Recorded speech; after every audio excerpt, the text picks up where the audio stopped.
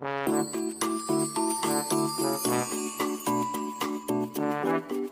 everyone, welcome to Speak It Out, and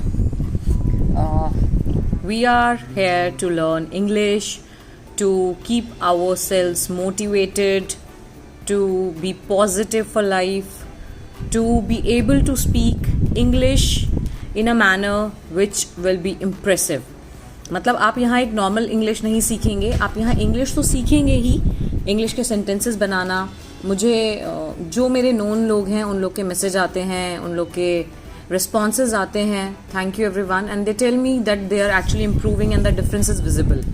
so I am actually thankful to all those who are following my channel and they are learning something here. It gives me pleasure that I am able to do something worthy or bring a worthy change in everyone's life.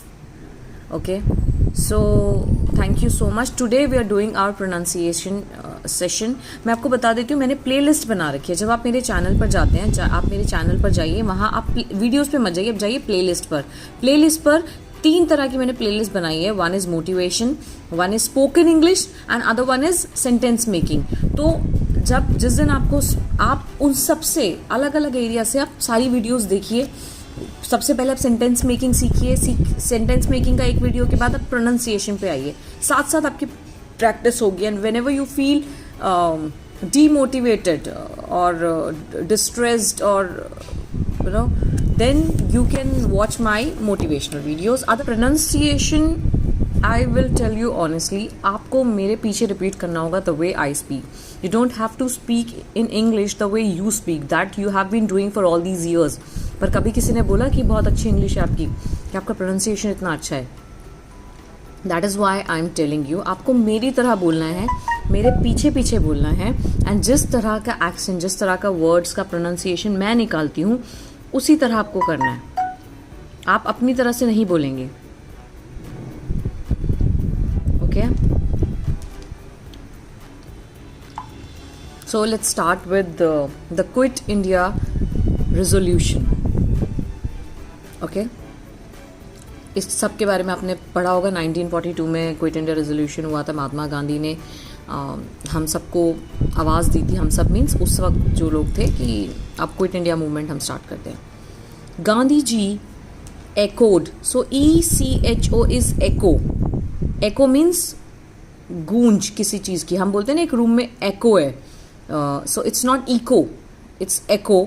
आप किसी जगह पहाड़ी पे खड़े होके when you call somebody तो वो आवाज़ गूंजती है, that's called echo. so he echoed.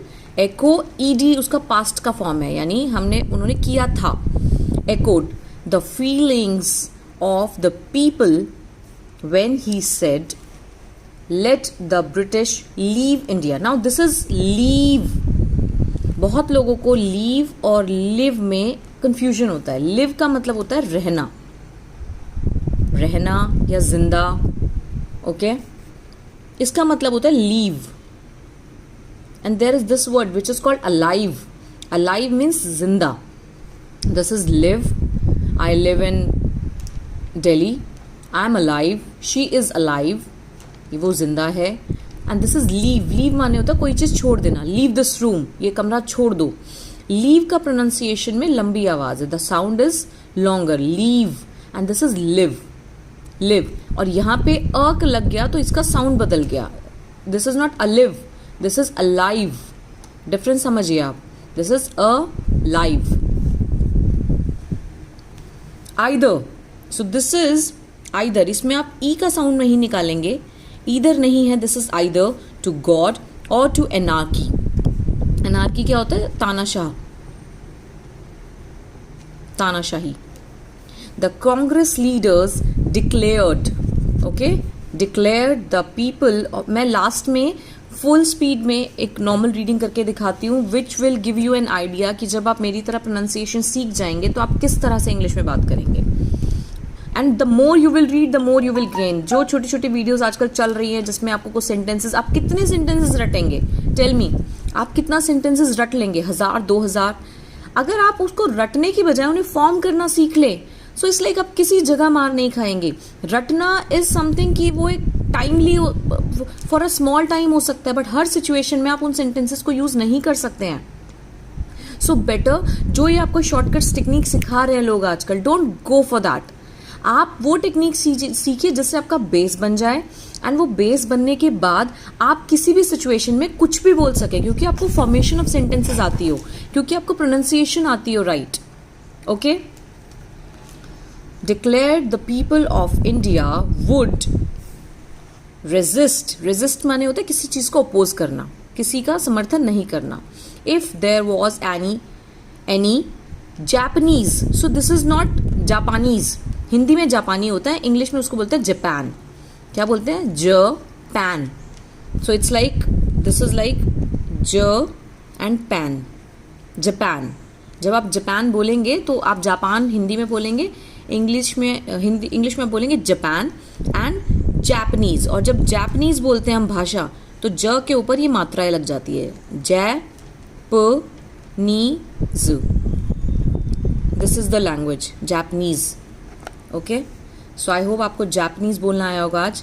Japanese, Japan would be bound to reconsider, री माने दोबारा, कंसिडर माने सोचना, दोबारा सोचना, their plans.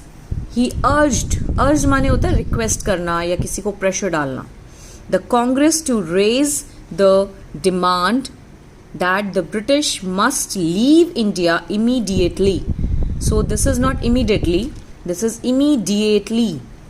Since the outbreak of the war, so this is not war, this is war, he had been following in a policy of non-embarrassment.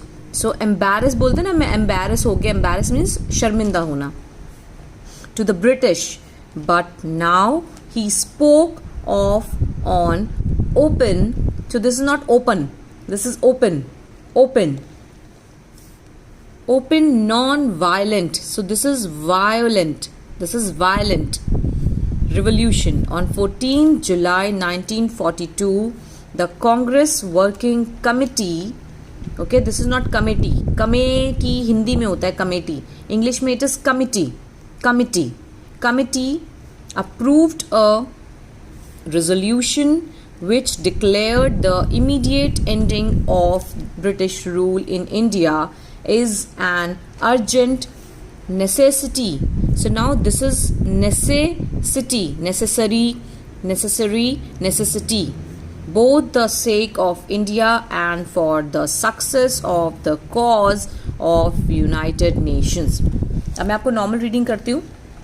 This is how you have to read, and the more आप खुद के लिए time निकालिए, otherwise this is not going to happen. Okay. मैंने अपने time में बहुत मेहनत किया था. This is why I achieve this thing. I mean छोटी सी अचीवमेंट है, but I feel it's still great. Gandhi ji echoed the feelings of the people when he said, let the British leave India either to God or to anarchy. The Congress leaders declared that the people of India would resist if there was any Japanese aggression. Gandhi ji thought that if the British withdrew, the Japanese would be bound to reconsider their plans. He urged the Congress to raise the demand that the British must leave India immediately. Since the outbreak of the war, he had been following a policy of non-embarrassment to the British. But now he spoke of an open, non-violent revolution. On 14th July 1942, the Congress Working Committee approved a resolution which declared the immediate ending of the British rule in India is an urgent necessity both for the sake of India and for the success of the cause of the United Nations. So, इस तरह से आपको पढ़ना है. इसमें आपको एक चीज़ और सीखनी है कि किन शब्दों पे जोर डालना है. तो जिस तरह हिंदी में हम बोलेंगे कि उन्होंने बहुत जोर डाल के बात की, तो आप इसको इसी तरह, आप उसको ऐसे नहीं बोलेंगे उन्होंने बहुत जोर डाल के बात की, नहीं, आप ऐसे बोलेंगे उन्होंने बहुत जोर डाल के बात की. तो आप उन शब्दों पे जोर डालेंगे. इसी तरह यहाँ पे कुछ शब्दों पे मैं जोर डालती हूँ, वो आपको ध्यान देना है. कुछ वर्ड्स मैंने इसमें किए थे एंडोर्स्ड. एंडोर्स माने होते हैं किसी चीज़ का समर्थन करना, एंडोर्स करना. तो जब आप किसी चीज़ को समर्थन करते हैं तो आप आई अग्री की जगह बोल सकते हैं I endorse it. Okay. Endorse it के साथ में आप बोल सकते हैं I second it. Second it means यानी मैं भी इसको सपोर्ट कर रहा हूँ. ओवरवेलमिंग यानी बहुत ज़्यादा. तो आप खुशी, दुख, हर चीज़ में ओवरवेल्म हो सकते हैं. So like I am overwhelmed, I am with your gesture, मैं बहुत खुश हूँ, ठीक है. She was overwhelmed, जब कोई इमोशनल हो जाए तब भी आप बता सकते हैं she was emotionally overwhelmed. Okay, sanctioned होता है किसी चीज़ को अप्रूव कर देना, किसी चीज़ के लिए हाँ कर देना डॉक्यूमेंट्स में. विंडिकेशन, विंडिकेशन मीन्स किसी चीज़ को प्रूव करना, ठीक है. Stirring, now this is not stir, this is stirring. Stirring मानी बहुत एक्साइटिंग, बहुत उत्तेजक, बिल्कुल इमोशनल ऐसी speech. This is inalienable. Alien कौन होता है? जो हमारे से अलग होता है. तो इनएलिएनेबल यानी जिसको हमसे अलग ना किया जा सके, इनएलिएनेबल. सो व्हेनेवर आप कोई भी वर्ड पढ़ रहे हैं उसको बीच में से ब्रेक कीजिए, उसको छोटे छोटे रीडेबल वर्ड्स बनाइए, तब आप इजीली इंग्लिश को सीख पाएंगे. So this is all for today. If you people are liking my videos, please share it with others. Please subscribe this channel. You may leave comments. जिन लोगों को सेंटेंस मेकिंग में प्रॉब्लम आ रही है, जिन लोगों को कुछ और इशू आ रहा है, आप मुझे कमेंट में बताइए and I will reply to all your queries.